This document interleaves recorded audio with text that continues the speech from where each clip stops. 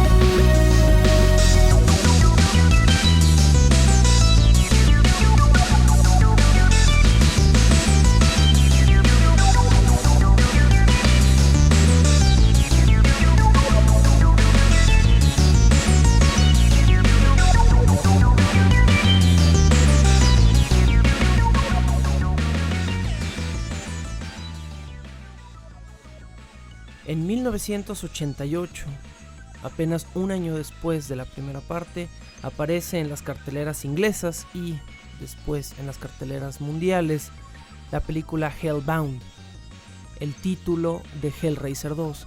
Esta es una de las pocas secuelas, creo que la única secuela, que tiene un nombre distinto y el subtítulo es Hellraiser 2, a diferencia de todas las demás secuelas donde realmente son llamadas Hellraiser algo, Hellraiser 3, Hellraiser 4, más un subtítulo. En este caso, en la segunda parte, el nombre original de la película es Hellbound, Hellraiser 2, que aparece en 1988, decíamos, bajo la dirección de Tony Randall, un director totalmente desconocido, hasta la fecha un director bastante mediocre, pero importante, esta secuela aparece sobre una historia totalmente autorizada y escrita por Clive Barker. Por lo tanto, la secuela va a ser una de las iteraciones más salvables de la franquicia de Hellraiser 2. ¿De qué se trata esta secuela? Esta secuela nos presenta la historia, por supuesto, de Kirsty siguiendo los pasos de la primera parte, donde Kirsty era Kirsty Cotton, la hija de Larry Cotton, el hombre cuya piel es robada por Frank en la película y es traicionado por Julia. En este caso, Kirsty, después de los eventos de Hellraiser, muy extrañamente, y digo muy extrañamente porque al final de Hellraiser 1 ella termina, entre comillas, bien, sabiendo que los cenobitas se fueron, termina el novio queda vivo, todo sucede de manera que ella sale bien librada como una chica final del cine, pero Hellraiser 2 o Hellbound comienza con ella instituida en un hospital psiquiátrico a consecuencia de los eventos de Hellraiser 1. Recordemos que en la versión de la película de Hellraiser 1, Kirsty termina siendo enemiga de los cenobitas y además pierde la caja o la caja de música o la configuración del lamento y no queda como guardiana de la caja como sucede en la versión de la novela, en la versión original. Bienvenidos a este tercer episodio de nuestra temporada de Hellraiser. Estoy en un cuarto, mi estudio de grabación habitual, que en esta ocasión debe estar a 40 grados centígrados. Estoy sudando mientras hago esta transmisión, pero no puedo tener un ventilador o abrir una ventana o abrir la puerta porque la calidad de aislamiento del sonido que tengo en este momento se perdería por completo. Así que bueno, va a ser una transmisión verdaderamente infernal. Estoy apretujando 3 películas completas en este programa que espero pues no dure más de la hora habitual de tiempo corrido a la que hemos estado acostumbrados en estos podcasts, en estas transmisiones. Pero hay muchísimo que decir y muchísimo de lo que vamos a decir hoy también queda fuera de las películas, dentro de la mitología del universo expandido, un poquito como Star Wars. Hellraiser tiene su universo expandido, por supuesto también en cómics, en libros. Vaya, los libros son la fuente, pero después de volverse popular las películas, los libros se vuelven casi material secundario al éxito de las películas, que no es brutal. A partir de su secuela, las películas empiezan a menguar terriblemente en calidad, y eso que la calidad de la primera película no era maravillosa. Entonces, realmente estamos hablando de películas que son hechas con $3 millones, recaudan 12, 15 millones de dólares en taquilla, y de ahí para abajo en ambos presupuestos, me refiero, en las últimas iteraciones. A partir de la quinta película son entregas directas a video con muchísimo menor presupuesto. Entonces, bueno, vamos hablando de un déficit en la calidad de estas cintas, pero vamos hablando también de una mitología interesante que se expande, y es lo que vamos a rescatar aquí el día de hoy. Decíamos pues que en la secuela fílmica de Hellraiser, Kirsty pierde la caja de lamento y queda traumatizada de alguna manera por los eventos que suceden en Hellraiser, y por lo tanto decide instituirse en un hospital psiquiátrico donde amanece, vamos a decirlo así, al principio de la secuela. Entonces, Kirsty conoce al infame, y ahorita vamos a ver por qué es infame, Dr. Channard. El Dr. Channard es un médico psiquiatra que está totalmente obsesionado con una de sus nuevas pacientes, y no es Kirsty. Kirsty está en su rollo, está ahí medio coqueteando con un enfermero, no sabemos qué le pasó al novio, lo desaparecen por completo. Ciertos personajes que iban a formar parte de la historia en Hellraiser 2 no lo hacen por el simple hecho de que no quisieron firmar para una secuela que se veía horrible, punto. El personaje de Larry desaparece porque el actor no quiso firmar para volver a ser el papá de Kirsty, quien estaba pensado para una especie de regreso infernal. El novio muy probablemente sea el mismo caso. Kirsty, no obstante, aparece en esta secuela, y es una de las pocas secuelas donde aparece esta, y me parece que Hellraiser Inferno, brevemente y al principio, probablemente más como un cameo que como al principio y al final, que como un personaje. Pero Hellraiser 2 está totalmente protagonizada por Kirsty, porque Kirsty fue obligada al firmar el contrato de Hellraiser 1 a firmar una cláusula de que iba también a aparecer en Hellraiser 2. Esto hoy en día es muy común, sobre todo con las sagas de superhéroes y con las series que se planean, las series de Star Wars, por ejemplo, que se planean en trilogías. Hacen a los actores firmar un contrato de exclusividad por 2 o 3 películas para que continúen en el rol protagónico y no haya problemas de producción. Kirsty, la actriz que hace a Kirsty Cotton, fue obligada a firmar un documento de esta naturaleza para la secuela, y ella junto con Julia son las únicas actrices que regresan de la primera parte. El Dr. Channard, el jefe de psiquiatría de este nuevo hospital psiquiátrico, está obsesionado con una paciente que no es Kirsty, es una chica de 15, 16 años que después de un trauma familiar inexplicado en la película, pero supuestamente muy fuerte, se vuelve una especie de prodigio en resolver acertijos, en armar rompecabezas, y el Dr. Channard está obsesionado con esta paciente. Al principio no sabemos por qué, pero muy pronto se va a volver evidente que Channard conoce la existencia de la caja de música o de la configuración de lamento, de la caja de Le Marchand, y quiere que alguien abra la caja por él para saber cuál es el riesgo de abrir la caja, porque él desea secretamente convertirse en un cenobita. Aquí es donde comienza a expandirse de una forma interesante la mitología de los cenobitas. El Dr. Channard es un personaje que nos presenta la posibilidad de convertirse en un cenobita, por lo tanto algunas de las dudas de la primera parte comienzan a resolverse. ¿Son los cenobitas o fueron alguna vez los cenobitas seres humanos? ¿Existe una forma de entrar al infierno como cenobita, entrar a la burocracia del infierno? Entonces, bueno, Channard está obsesionado con encontrar esta abertura, esta puerta al otro plano existencial, y en convertirse con ello en un cenobita, porque al parecer es posible. Como les comentaba, Hellbound fue una secuela de bajo presupuesto, $3 millones fue el presupuesto aceptado para la película. Y se nota, honestamente, es una película de muy bajo presupuesto.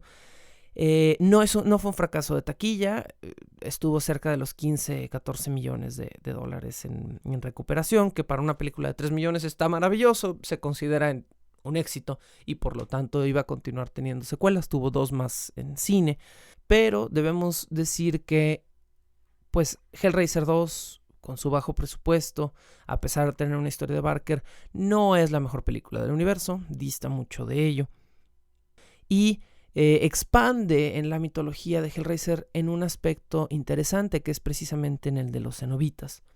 Siguiendo específicamente las notas de Clive Barker, la película nos deja muy en claro que los cenobitas alguna vez sí fueron humanos, comunes y corrientes, que cayeron en algún punto en posesión de la caja de música y que por diversas razones fueron escogidos como torturadores en vez de como entes para ser torturados o para ser dotados de alguna cualidad en este infierno. El infierno de Clive Barker tiene un poquito la cualidad Fausto Paganini de vamos a hacer un pacto con el diablo, y en muchas historias del universo expandido muchos personajes, en vez de pedir una especie de placer infernal, piden favores en el mundo que luego son cobrados por los cenobitas de una forma exagerada e injusta a veces. Por supuesto, pues son torturadores, ¿no? Y están buscando tener posesión de estas almas humanas. Pero bueno, la idea de que los cenobitas son humanos la resuelve Clive Barker en Hellraiser 2 al final de la película, mostrándonos a los cenobitas convertidos en los seres humanos que eran. Kirsty y la otra chica, la adolescente que resuelve los acertijos, logran abrir un portal al infierno en la película, entrar, salir, Channard se entera, Channard entra por el portal al infierno, se convierte en un cenobita y se convierte en un cenobita peor que los otros cenobitas. Estos otros cenobitas hasta cierto punto eran justos, eran torturadores que estaban buscando ser afines, ser correctos con la burocracia de este infierno. Pero Channard solo está obsesionado con el poder y la tortura que conlleva ser un cenobita. Es una figura de abuso de poder totalmente, Channard. Channard logra entrar, sale convertido en un cenobita. Kirsty y la otra chica descubren que hay decenas de cajas de Le Marchand que están en el hospital y que están siendo manipuladas por pacientes que no habían logrado abrirlas, pacientes locos a los que Channard obligaba a jugar con las cajas para ver si podían abrirlas, pero solo esta chica logra abrirlas. Cuando abren el portal, obviamente regresan los cenobitas, pero cuando Channard se convierte en un cenobita, los otros cenobitas no están de acuerdo.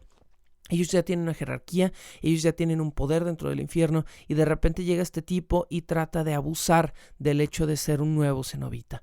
Entonces Channard desbalancea la situación y nuevamente Kirsty pacta con los cenobitas para tratar de sacar a Channard del infierno, pero Channard ya tiene demasiado poder porque ha sido escogido quizá como una especie de nuevo favorito por Leviatán. Ahorita vamos a hablar de Leviatán, quién es Leviatán, qué tiene que ver y por qué Channard ahora es uno de sus favoritos. Mi punto era que los cenobitas son humanos y que al final de la película se muestran humanos. Cuando Kirsty vence a Channard y la otra chica cierra la configuración de lamento dentro del infierno, todo el rollo de la caja de música está vinculado como con dónde se abre y dónde se cierra. Si se abre en la tierra, se abre un portal a la tierra, al infierno. Pero si la caja se abre o se cierra en el infierno, confiere un cierto poder sobre los seres que están en el infierno. Eso es como una nueva mítica también que se agrega en esta secuela, ¿no? Entonces, los cenobitas, incluido Channard, son afectados por lo que suceda con la caja dentro del infierno. En el infierno está Leviatán, que es el creador de cenobitas, pero es al mismo tiempo una especie de dios pagano, ángel caído, figura geométrica octagonal, que busca resonar todo el tiempo su magnificencia y que convierte a hombres en cenobitas. Después de convertir a Channard en un cenobita, Leviatán está dejando un poco de lado a los otros cenobitas.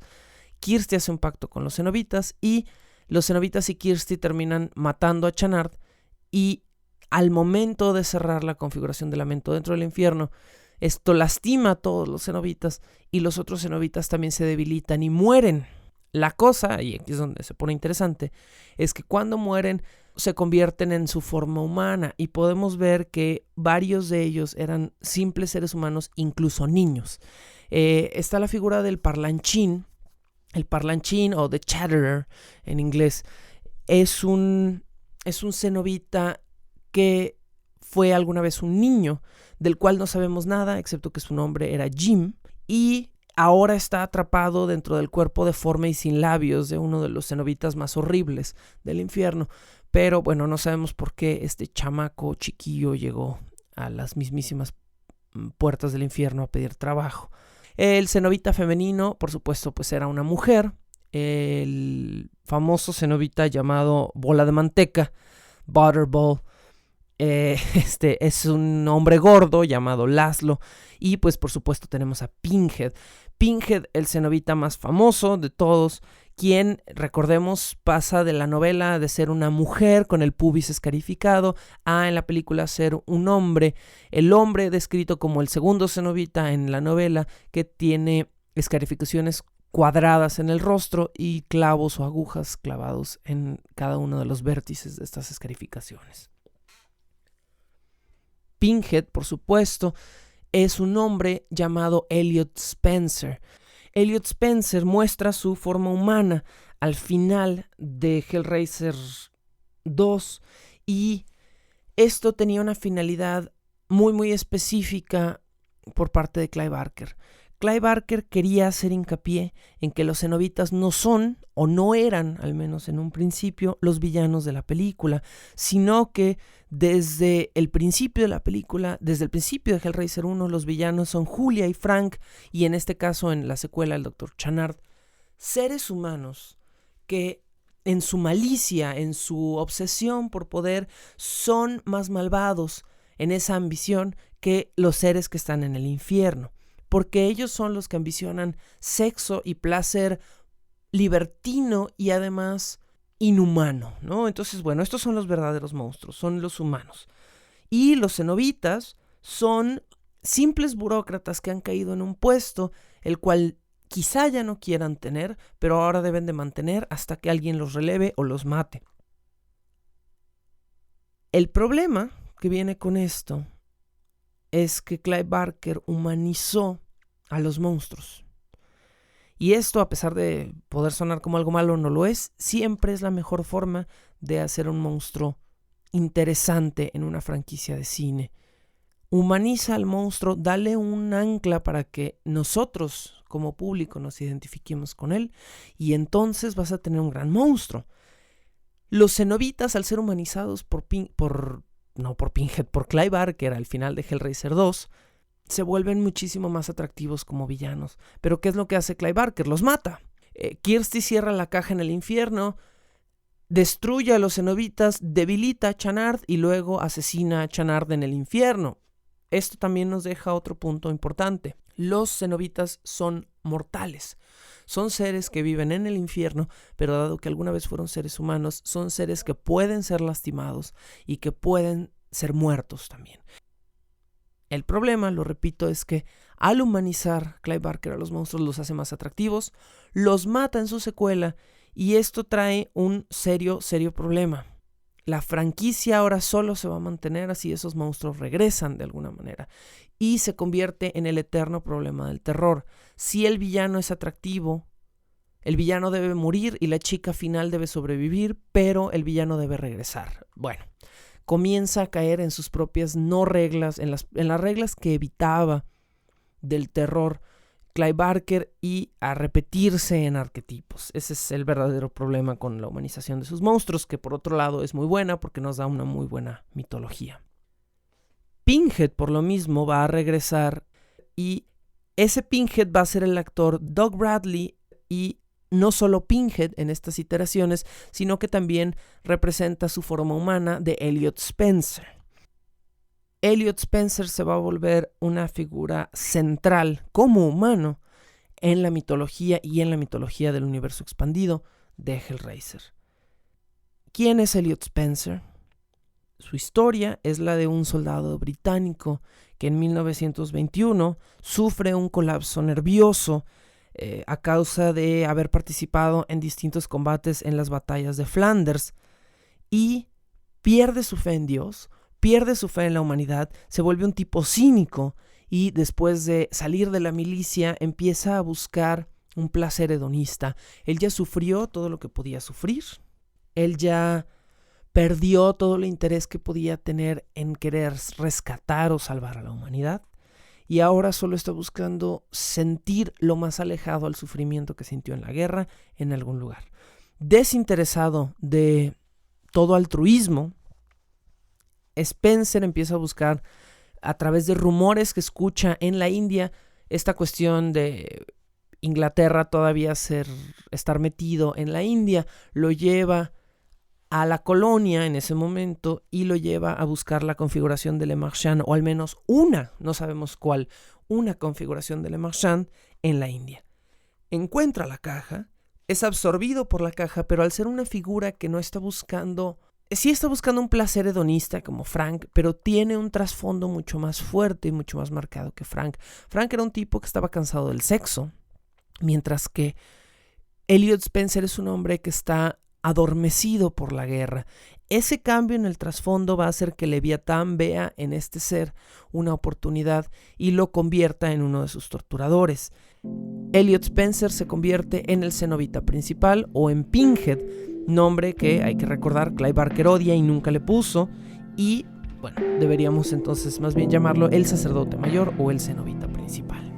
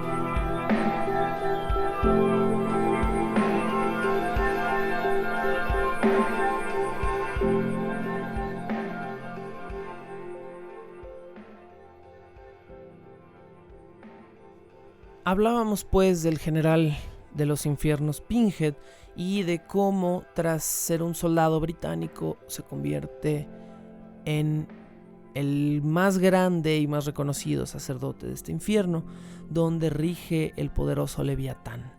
Leviatán, a diferencia de la Biblia, en el universo de Clive Barker no es una ballena gigante, ¿no?, sino ya lo decíamos, un octaedro alargado, enorme, que flota en medio del infierno y que todo el tiempo emite un pulso, una especie de sonido como una trompeta, como si fuera una trompeta angélica, pero con un pulso, con una cadencia específica.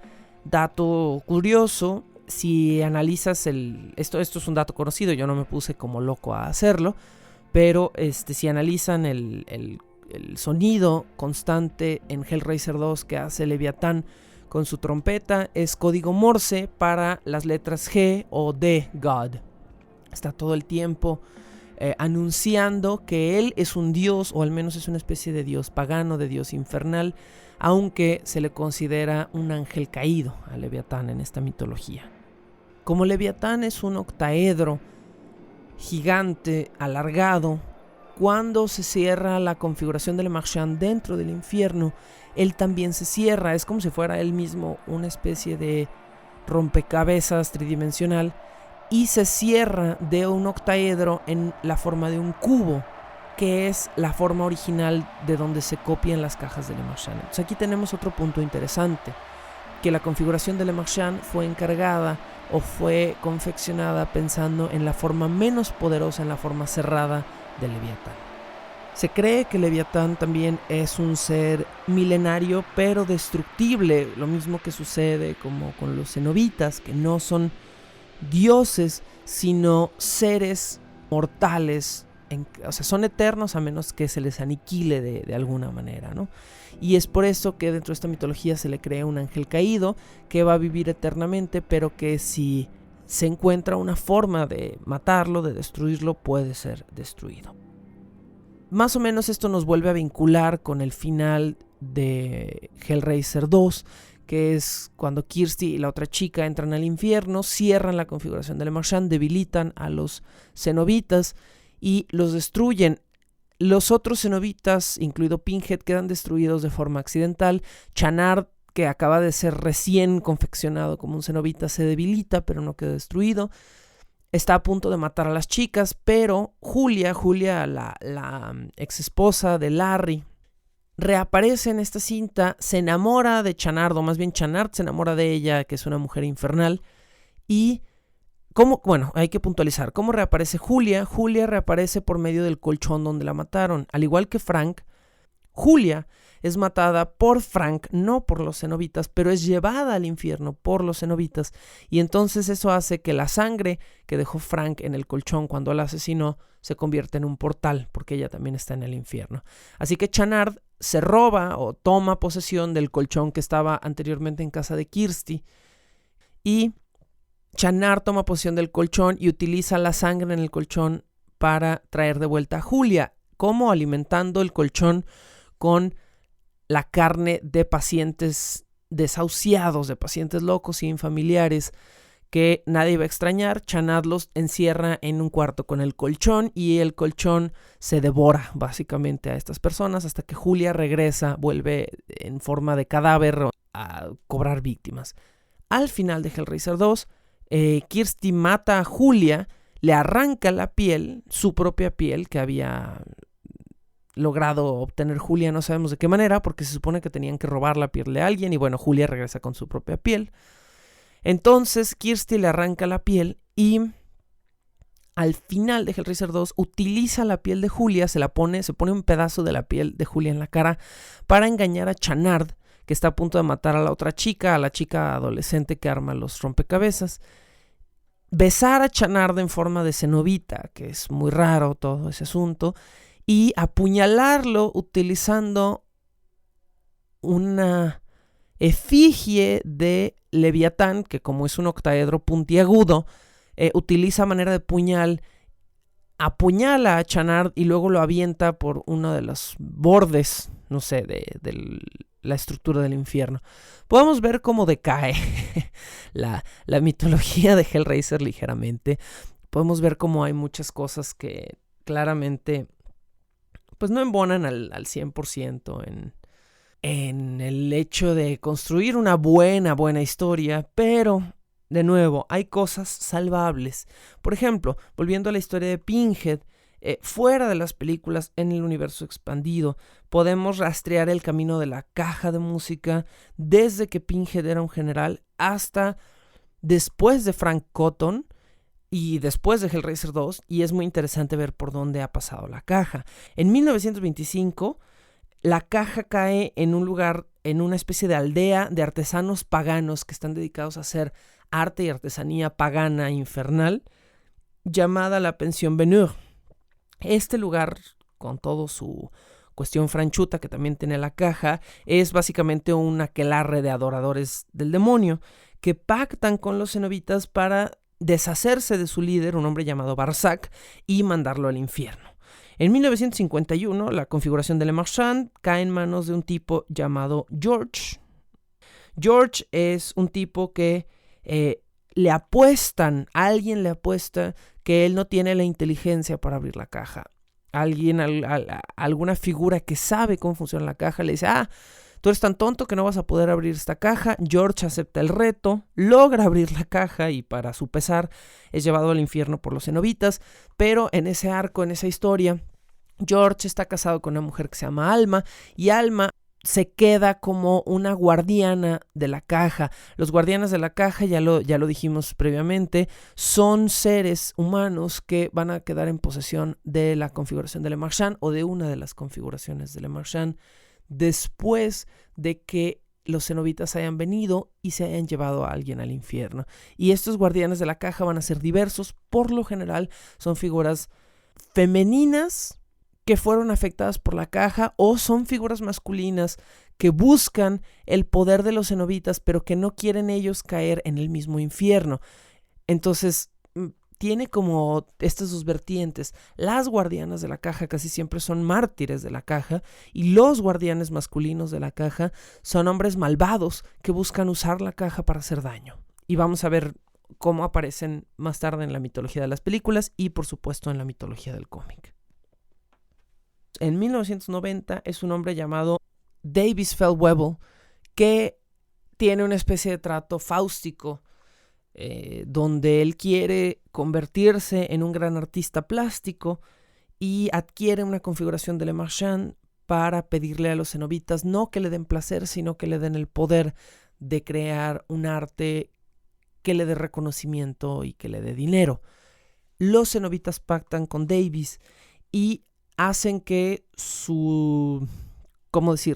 que sus manos tengan el poder de transformar la carne humana, por lo que Davis empieza a esculpir con seres humanos, haciendo un arte morboso.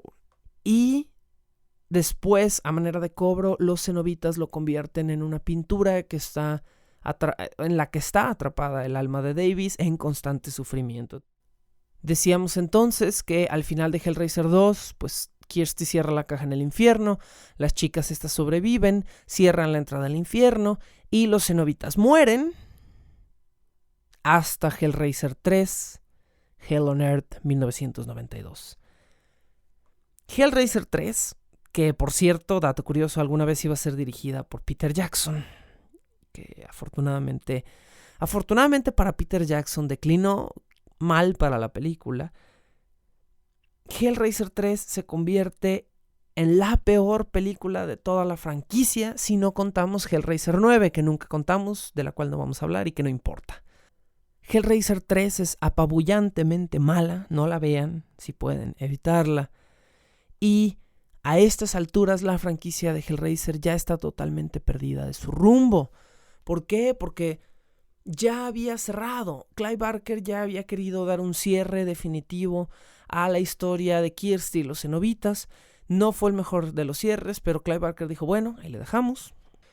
Hellraiser 3 se topa con el problema de que los populares y atractivos monstruos y villanos del universo de Hellraiser ya están muertos.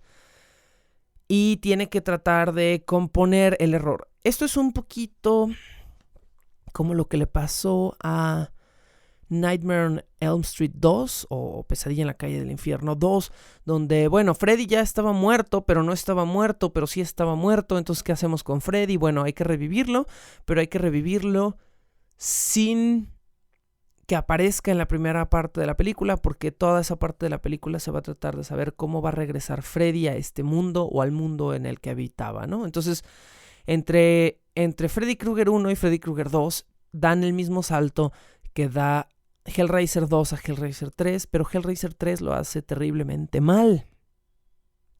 ¿Cómo salvar una franquicia donde tus villanos, todos ellos, están muertos o atrapados en el infierno? Julia está muerta, Frank está muerto, Larry está desaparecido probablemente en el cielo, Kirsty está ya sana y fuera de su psicoterapia, que no resultó ser la más útil del mundo. El Dr. Channard ha sido destruido dentro del infierno, por lo tanto ya no va a regresar. Los cenobitas están muertos. ¿Cómo continúas una franquicia con esas limitantes? Muy sencillo. La llevas a la tecnología del siglo XX. No estoy bromeando. Hellraiser 3 decidió modernizar y digitalizar a los cenobitas. Sí.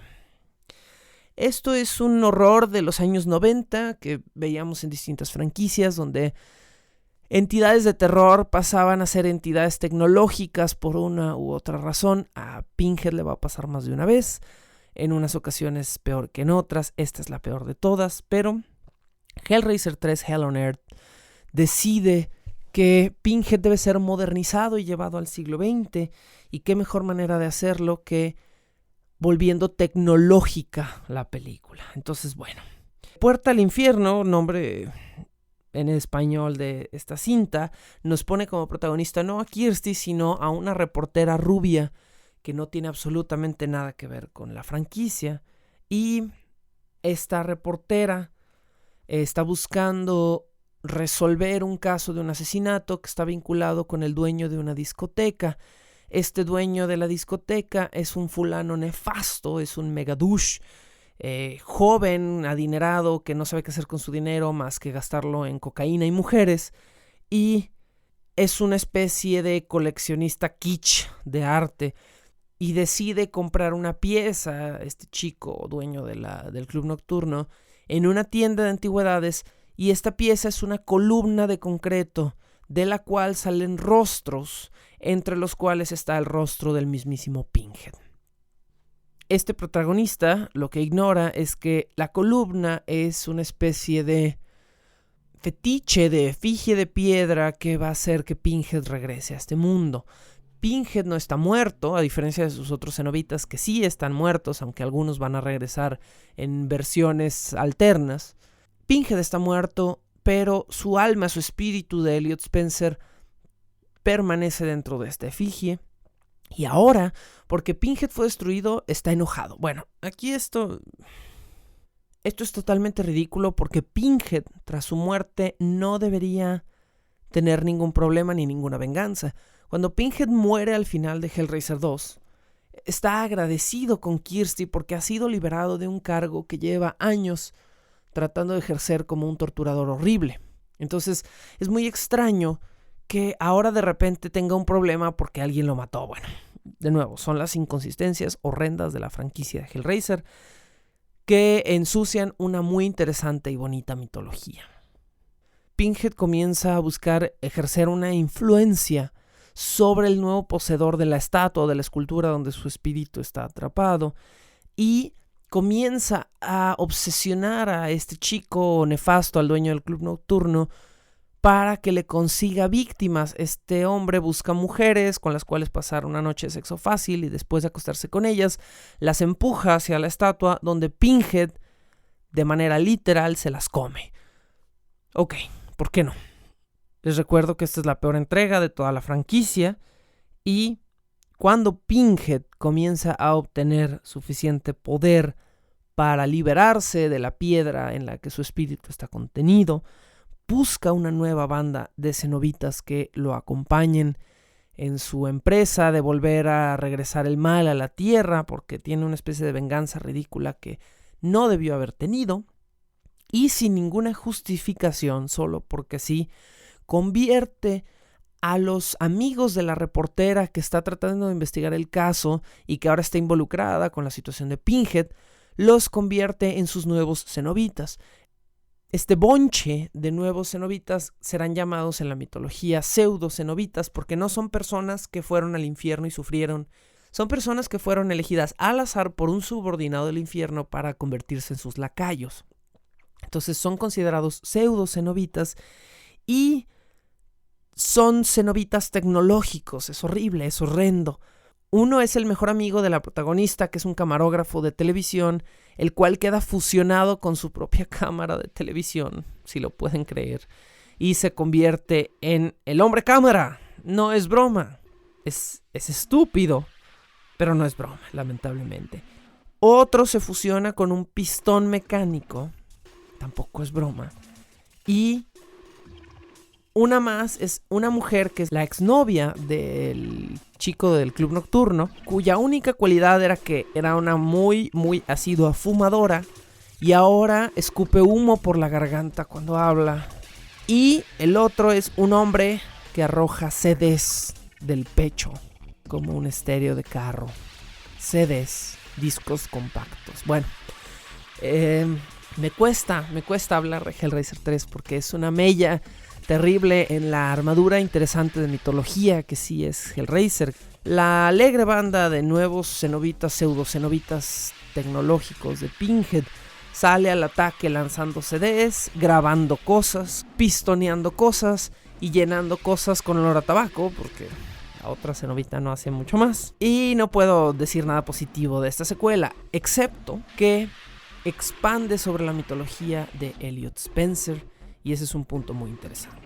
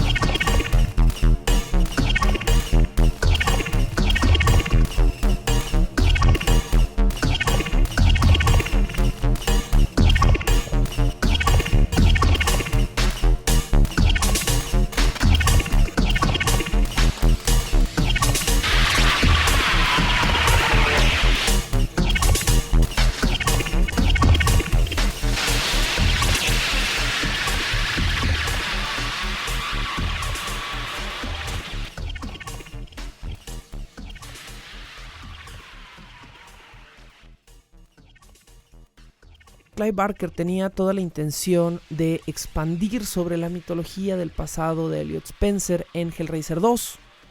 Nunca lo hizo por cuestiones de costos y producción. Él creía que era importante contar toda la historia detrás del soldado que había sido Elliot Spencer en la guerra en Inglaterra. Todo eso que les conté de que él había estado traumatizado después de una serie de batallas, bla bla bla bla bla, de que se va a la India. Todo eso iba a aparecer en Hellraiser 2. No aparece. Aparece una simple mención a Elliot Spencer y lo único que se ve es él abriendo la caja, convirtiéndose después en Pinhead y se acabó. Nunca nos explican por qué abrió la caja, de dónde venía. Solo lo vemos vestido de militar, quitándose la ropa, abriendo la caja, igual que Frank, siendo marcado por el infierno. El infierno le corta la cara al momento de abrirse el portal y luego le clava en el cráneo los alfileres que lo van a convertir en este popular personaje.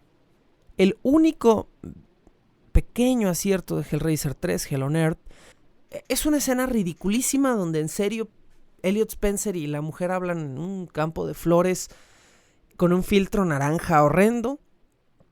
Y él le revela cosas de su pasado y le dice que fue un militar y bla bla bla bla bla bla. Es el único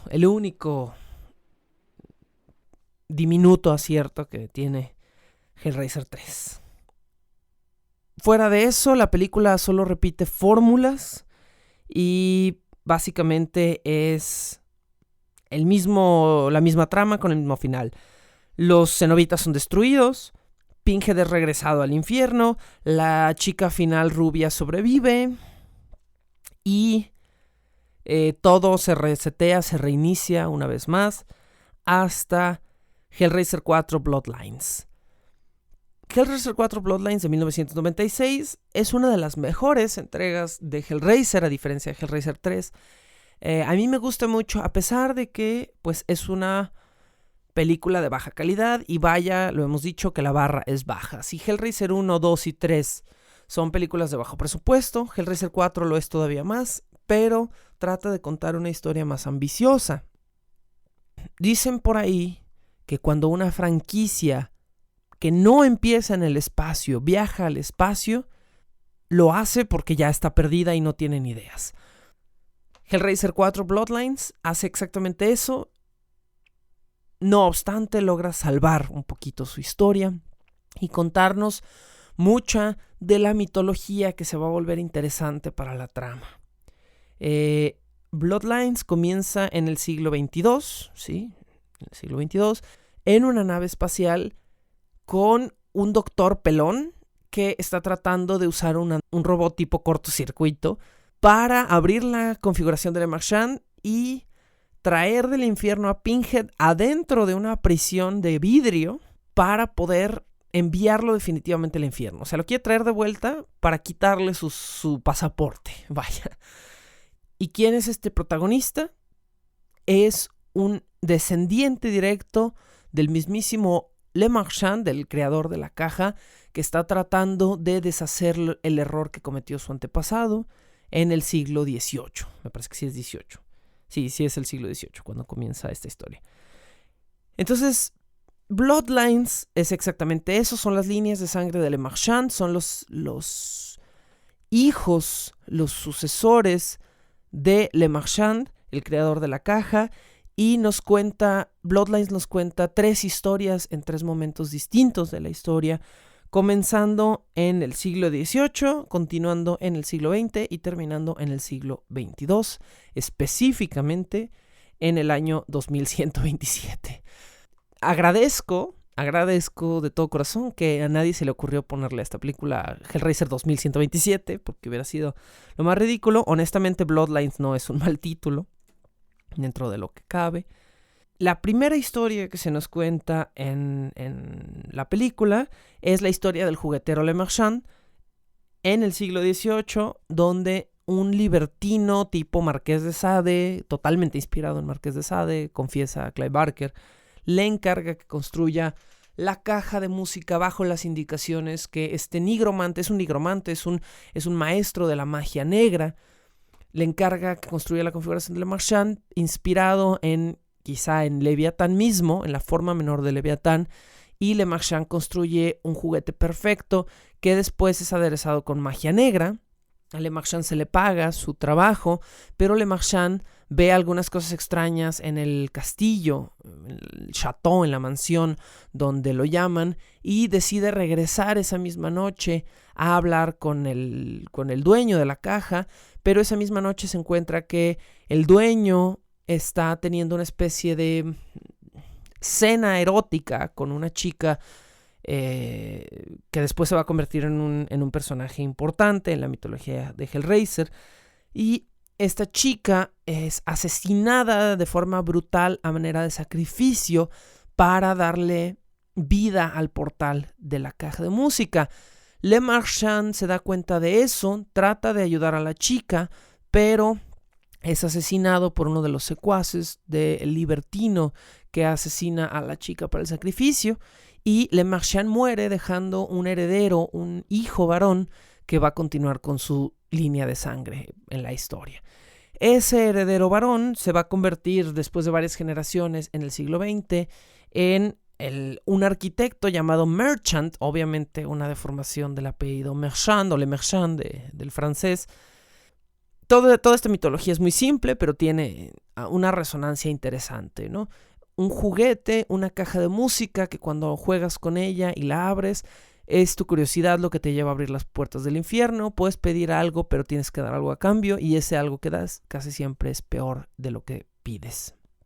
Merchant, ya lo digo con acento gringo porque así está en la película, Merchant en la película es este descendiente del siglo XX que es un arquitecto y al cual una mujer misteriosa llamada Monique le da la inspiración y los planos para construir un edificio que está inspirado, ya lo adivinaron, en la configuración de Le Marchand.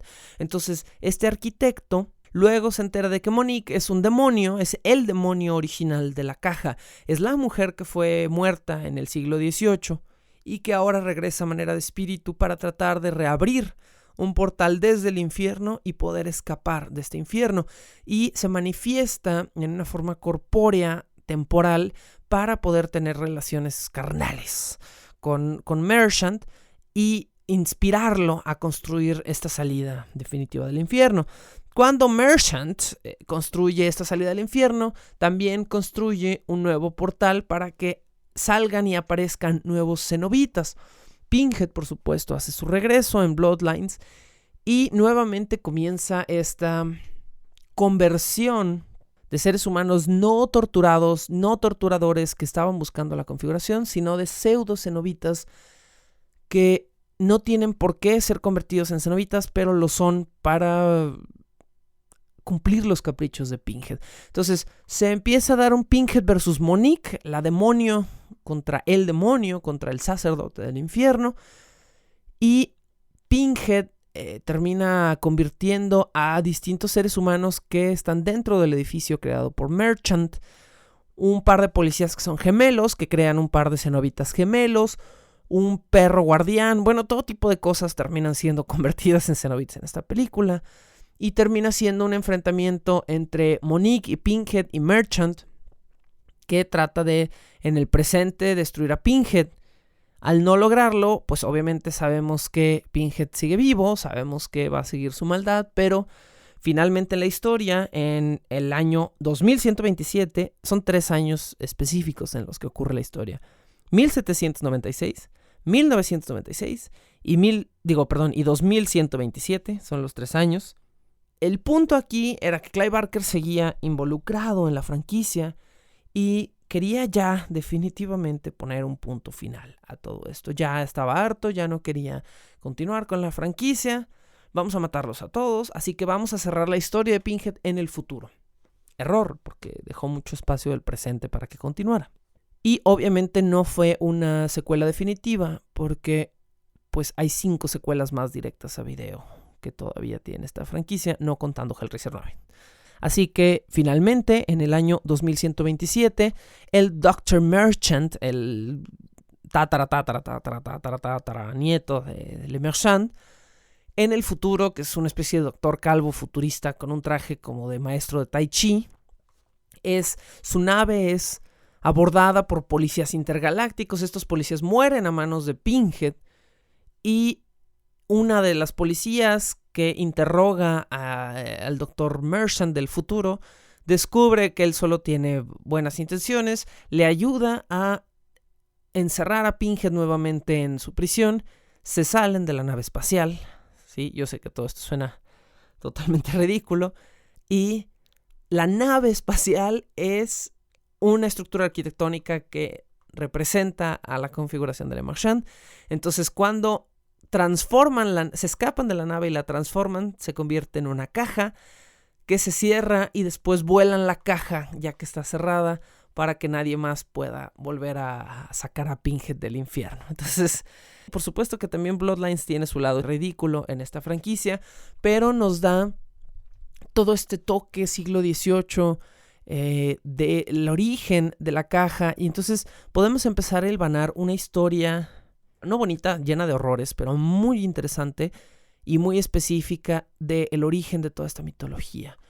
Un juguetero pobre en el siglo XVIII recibe unas monedas de oro por construir un juguete inocente que él piensa que le están pagando de más.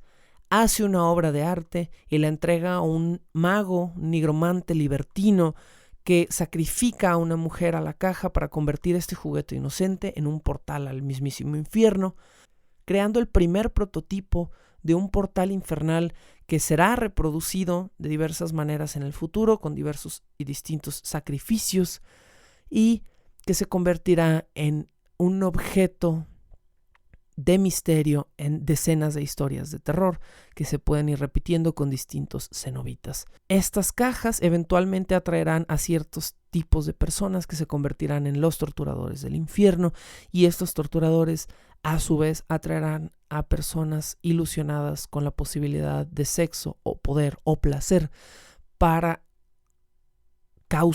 provocar una especie de justicia, de balance en la tierra. Con esto concluimos nuestra transmisión del día de hoy. Cambia mucho Hellraiser dependiendo de qué iteración estemos hablando. Algunas historias parecen ser guiones que no estaban conectados con la franquicia, que después fueron conectados por dinero y popularidad. Esto sucede muy a menudo en el terror serie B, donde un guión que no se trata de una cosa se convierte en otro guión. Un ejemplo, me estoy yendo a una digresión muy grande, pero un ejemplo muy interesante de cómo funciona esto fue Blair Witch, que salió hace 2-3 años. La secuela, una de las secuelas de Blair Witch Project, la última, por cierto, no era un guión de Blair Witch, era un guión de extraterrestres. Eran un chico que está buscando a su hermana perdida. Su hermana se perdió hace 10 años, 15 años en un bosque, y este chico decide ir a buscarla, encuentran una cabaña y se dan cuenta de que toda esa cabaña está relacionada con el misterio en el cual se perdió su hermana. Ese guión, que era de extraterrestres y que iba a tener una justificación extraterrestre al final, de repente se cambió y dijeron: oye, suena muy bien, ¿por qué no lo vinculamos con Blair Witch Project y decimos que tu hermana era la morrita que salía de protagonista en Blair Witch Project y que tú la estás buscando y al final no son aliens, es la bruja de Blair? Ok, hagámoslo y atraigamos muchísima más gente y muchísimo más dinero con un título conocido, una secuela de algo famoso, que con un guión de aliens totalmente desconocido. Entonces, Blair Witch es un ejemplo de cómo esto se hace en el cine de terror. Se toman guiones no relacionados con una franquicia y se busca una vinculación, a veces buena, a veces estúpida, con la franquicia para hacerlos funcionar.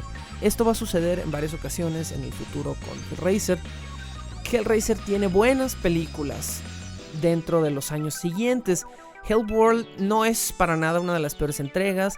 Tiene un cast medianamente conocido. De hecho, por ahí, si ven Hellworld, van a reconocer al mismísimo Superman de la Liga de la Justicia. El mismísimo Superman que ahorita tenemos en gran pantalla aparece en esa película, donde pues aparece como un chico inocente en un grupo de adolescentes que serán masacrados dentro de una casa. Con eso terminamos la transmisión del día de hoy, antes de que me deshidrate y muera y mi espíritu vaya al infierno para ser torturado por siempre. Estoy pensando dentro de unas 4 semanas a lo mejor hacer una pausa, no en los podcasts, sino en los textos. Estoy en un punto donde tengo muchos textos nuevos sin corregir, que me gustaría tener bien corregidos para eventualmente ponerlos, postearlos. Yo sé que no muchísima gente va al día, porque me lo han dicho, no muchísima gente va al día con las lecturas que subo a este blog. Así que quiero también su opinión en cuanto a que si por algún tiempo, quizá un par de meses, yo deba o tenga que detenerme en cuanto a los textos que estoy subiendo, ¿qué les gustaría como contenido? ¿Quieren más podcasts? ¿Quieren que dupliquemos la cantidad de podcasts? Eso se puede hacer. ¿Quieren que, no sé, ustedes díganme qué les gustaría ver nuevamente o nuevo en este blog? Y pues por supuesto estaré atento a lo que ustedes me digan. Esto fue Bajo el Puente del Troll, tercer episodio de la temporada de Hellraiser. Muchísimas gracias y nos escuchamos pronto.